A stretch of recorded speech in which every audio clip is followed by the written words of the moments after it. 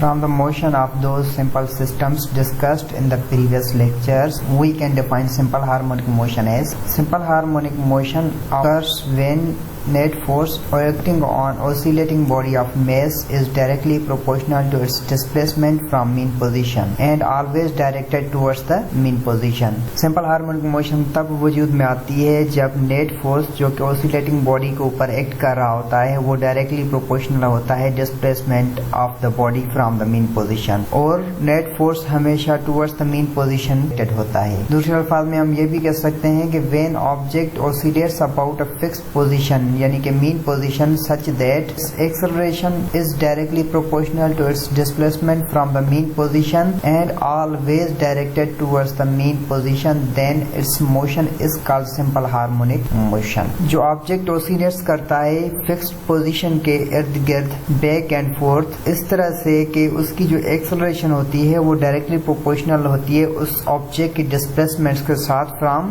The mean position और acceleration हमेशा directed होती है टुवर्ड्स द मीन पोजीशन, तो हम उस मोशन को सिंपल हार्मोनिक मोशन कह सकते हैं। जैसे कि यहाँ पे देखें ये O मीन पोजीशन है, ये B एक्सट्रीम पोजीशन है और ये A भी एक्सट्रीम पोजीशन है। जब ये मेस M इस ओरिजिन के बैक एंड फोर्थ यानी कि A और B के अक्रॉस ऑसिलेट करेगा तो इसके ऊपर जो फोर्स एक्ट कर रहा है वो डायरेक्टली प्रोपोर्शनल होगा उसके डिस्प्लेसमेंट के साथ और displacement from the mean position to distance from the mean position to the extreme position जो है आपके पास वो डिस्प्लेसमेंट है। जितना ज्यादा डिस्प्लेसमेंट होगा उतना ज्यादा रिस्टोरिंग फोर्स जो है इस ऑब्जेक्ट के ऊपर एक्ट करेगा और फोर्स की हमेशा के लिए जो डायरेक्शन होगी वो टुवर्ड्स द मीन पोजीशन होगी, जैसे कि इन दोनों फिगर्स में दिखाया गया हुआ है। यहाँ पे भी F की direction towards the mean position है और यहाँ पे भी X की डायरेक्शन मीन पोजीशन है। दूसरे अल्फाज में हम ये भी कह सकते हैं कि जब एक मेस या ऑब्जेक्ट के ऊपर फोर्स लगता है तो वो फोर्स उस ऑब्जेक्ट में एक्सेलरेशन प्रोड्यूस करता है और वो एक्सेलरेशन ये है वो डायरेक्टली प्रोपोर्शनल होती है डिस्प्लेसमेंट के साथ जो कि मीन पोजीशन से मेजर किया जाता है, यानी कि वो एक्सेलरेशन भी जो है वो डायरेक्टली प्रोपोर्शनल होती है डिस्प्लेसमेंट के साथ फ्रॉम मीन पोजीशन और एक्सेलरेशन की भी डायरेक्शन उसी वही डायरेक्शन होती है जो कि फोर्स की डायरेक्शन होती है यानी कि टुवर्ड्स द मीन पोजीशन। तो इस तरह की मोशन को हम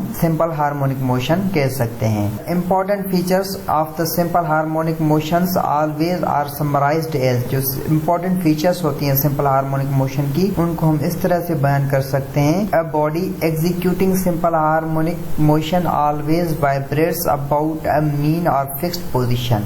अगर कोई बॉडी सिंपल हार्मोनिक मोशन को एग्जीक्यूट करती है तो वो हमेशा के लिए एक फिक्स्ड पोजीशन या मीन पोजीशन के इर्द गिर्द जो है वो वाइब्रेट करती है। उस बॉडी की जो एक्सेलरेशन है वो हमेशा के लिए मीन पोजीशन की तरफ डायरेक्टेड होती है और जो मैग्नीट्यूड है एक्सेलरेशन का उस बॉडी के एक्सेलरेशन का जो मैग्नीट्यूड है वो डायरेक्टली प्रोपोर्शनल होता है उसके डिस्प्लेसमेंट के साथ फ्रॉम मीन पोजीशन, यानी कि acceleration of object will be 0 at mean position and while it will be maximum at extreme position, यानी कि जो ऑसिलेटिंग बॉडी है उसकी जो एक्सेलरेशन का मैग्नीट्यूड है मीन पोजीशन यानी O के ऊपर एक्सेलरेशन का मैग्नीट्यूड 0 होगा क्योंकि मीन पोजीशन के ऊपर जो फोर्स है वो भी 0 है। यहाँ पे देखा जाए तो ये मीन पोजीशन है और मीन पोजीशन के ऊपर जो फोर्स है वो 0 है। अगर फोर्स बॉडी के ऊपर 0 है तो उस बॉडी में एक्सेलरेशन भी 0 होगी और यहाँ पे देखेंगे फोर्स का मैग्नीट्यूड है तो यहाँ पे एक्सेलरेशन मैक्सिमम है और फोर्स का मैग्नीट्यूड इस A पॉइंट के ऊपर भी मैक्सिमम है और इस B पॉइंट के ऊपर भी मैक्सिमम है। जब वो मेस इस मीन पोजीशन के ऊपर पहुंचता है तो उसकी एक्सेलरेशन भी 0 हो जाती है और उसके ऊपर जो फोर्स एक्ट कर रहा होता है उसका मैग्नीट्यूड भी 0 हो जाता है। लेकिन इस मीन पोजीशन के ऊपर जो ऑब्जेक्ट ऑफ मेस M है उसकी वेलोसिटी जो है वो मैक्सिमम हो जाती है और इनर्शिया की वजह से वो बॉडी इस मीन पोजीशन के ऊपर नहीं रुक पाती और अगली दूसरी एक्सट्रीम पोजीशन की तरफ चली जाती है। यहाँ पे चौथी कैरेक्टरिस्टिक्स की ये है कि its velocity is maximum at mean position and 0 at the extreme position, यानी कि जो ऑब्जेक्ट है उसकी वेलोसिटी मीन पोजीशन के ऊपर मैक्सिमम होती है और एक्सट्रीम पोजीशन के ऊपर 0 होती है। The terms which characterize simple harmonic motion, कुछ ऐसे टर्म्स जो कि सिंपल हार्मोनिक मोशन को कैरेक्टराइज करते हैं। सबसे पहला टर्म है वाइब्रेशन। वाइब्रेशन किससे कहते हैं? वाइब्रेशन कहते हैं कि one complete round trip of a body about its mean position is called one vibration। यानी कि बॉडी का एक कंप्लीट चक्कर मेन पोजीशन के इर्द गिर्द, उसको हम 1 वाइब्रेशन कहते हैं। अगर मैं वाइब्रेशन को इधर से देखूं तो इधर से वाइब्रेशन स्टार्ट होती है, यहाँ पे ये ऊपर जाके नीचे जाके फिर जब इस पॉइंट के ऊपर पहुंचेगा तो इस वाइब्रेशन का जो है वो एक चक्कर कंप्लीट हो जाएगा। अच्छा, दूसरी बात है कि टाइम पीरियड किससे कहते हैं? टाइम पीरियड कहते हैं कि time taken by a vibrating body to complete 1 vibration is called time period. यानी कि एक चक्कर पूरा करने के लिए, यहाँ से लेकर यहाँ तक पहुँचने के लिए बॉडी को जितना टाइम लगेगा या टाइम दरकार होगा, यहाँ से लेकर यहाँ तक या यहाँ से लेकर यहाँ तक या यहाँ से लेकर यहाँ तक जो टाइम लगेगा उस ड्यूरेशन को हम टाइम पीरियड कहते हैं। फ्रीक्वेंसी भी टाइम पीरियड का रेसिप्रोकल होती है, यानी कि एक सेकंड में अगर कोई बॉडी जितने नंबर ऑफ साइकिल्स कंप्लीट करती है, नंबर ऑफ वाइब्रेशंस पर सेकंड में कंप्लीट करती है, तो उसको हम फ्रीक्वेंसी कहते हैं। यानी कि नंबर ऑफ वाइब्रेशंस और cycles of vibrating body in 1 second is called its frequency and frequency is reciprocal of the time period, यानी कि F is equal to 1/T। Frequency जो है वो टाइम पीरियड का रेसिप्रोकल है, यानी कि एक सेकंड में जितने नंबर ऑफ वाइब्रेशंस कंप्लीट करती है कोई वाइब्रेटिंग बॉडी तो वो उसकी फ्रीक्वेंसी कहलाती है।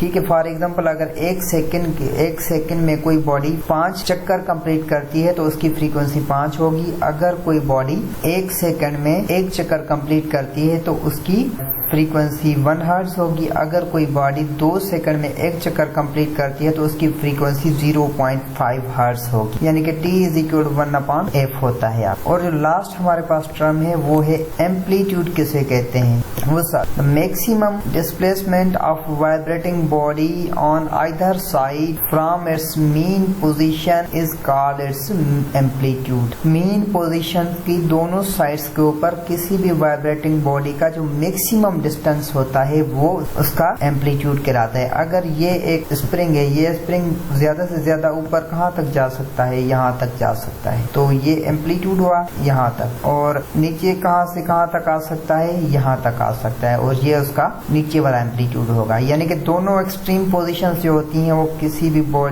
वाइब्रेटिंग बॉडी की दोनों एक्सट्रीम पोजीशन जो होती हैं वो उसका एम्पलीट्यूड कहलाती हैं।